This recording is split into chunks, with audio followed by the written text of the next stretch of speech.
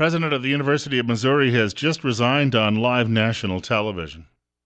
Some of you may have heard the story over the weekend just in passing. The football players on the University of Missouri football team, which, by the way, was somewhat of a powerhouse just till a few years ago, no longer a powerhouse, said they were no longer going to play football until they had the concerns of black students addressed because a black graduate student has gone on a hunger strike. Because he said they need their concerns. What concerns? You come to college, either you pay for it or someone gives you a scholarship for it, or you get a set aside and you get an education and you leave and you get a decent job, or you try to get a decent job. At least you have the advantage that someone without a college education has. What special needs and requirements do you have? Or haven't they done enough? Should they inflate your grades because, your people in your own mind aren't getting a fair shake? So the president of the college has resigned. You know what? As bad as that football team is this year, I would have said, stay home. Please, don't show up.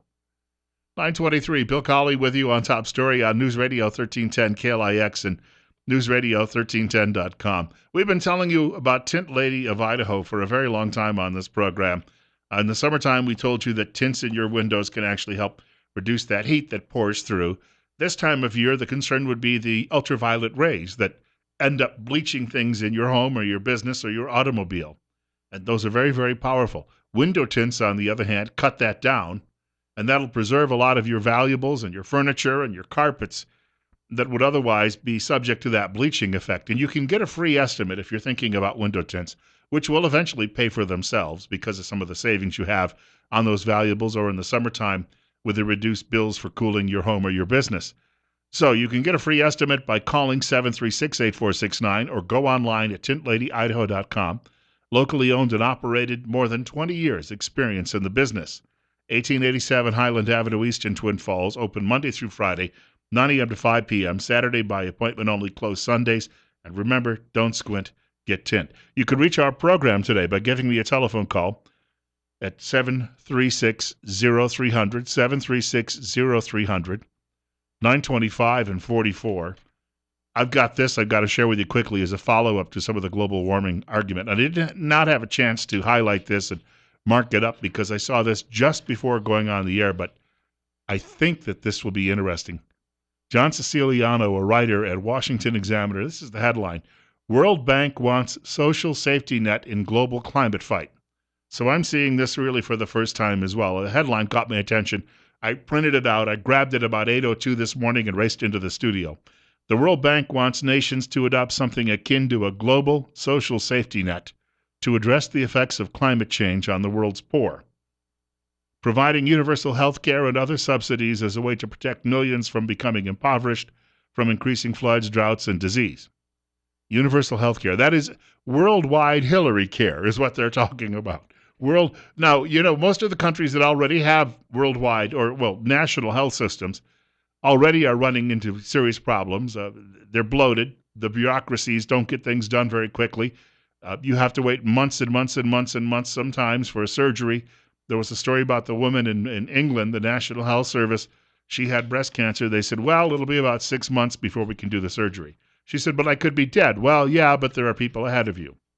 A friend of mine told me the story about her mother-in-law in an English hospital, 92 years old, was left in bed and forgotten for 3 days without food or water. Just an honest mistake. Now they want to do this all over the world, and who do you think, what country is going to be asked to pay for all of this? You got it. Bill Colley with you on Top Story this morning on News Radio 1310, KLIX and newsradio1310.com. More and more Americans, I think, are just going to get to the point where they say, enough. We're not going to deal with this big government anymore. We want you out of our lives, and don't bother me.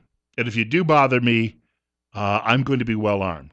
Even if you think you're going to take it away from me, I'm going to be well-armed.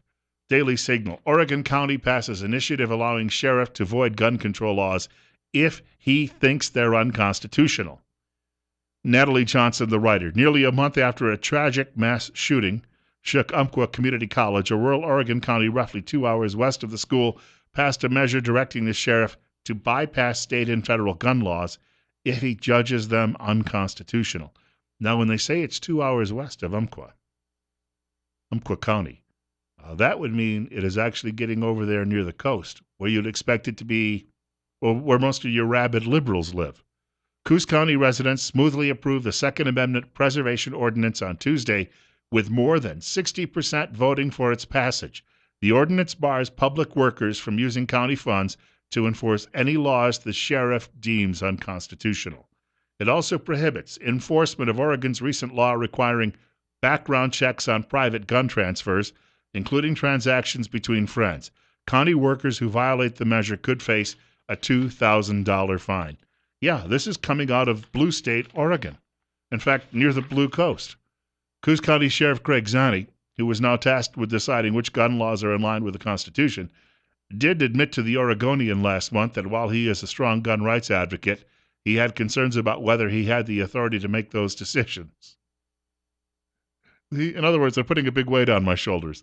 Hans von Spakowski, a senior legal fellow at the Heritage Foundation, said the supremacy clause in the Constitution leaves, quote, no question that federal law trumps state law, unquote, and that any sheriff who violates a state law requirement could run into legal issues. But, on the other hand, while federal law can override state and local laws, the federal government cannot force local officials to enforce federal law.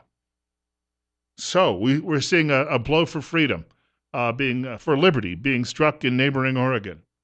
And as I said earlier, you have a couple of choices with what's coming in this world. You can either roll over and accept what they plan to do to you, or you can learn to say no. We've got another half hour of the program on the way. Bill Colley with you on Top Story on News Radio 1310, KLIX, and newsradio1310.com. Hey, be willing to take some of your telephone calls this Monday morning, too, as well. I know those of you who are working with your hands already might be difficult for you to pick up the telephone and give me a shout. But I know that perhaps some of you are concerned about some of the same things, and I'd be glad to hear your thoughts on that. 45 at 9:30.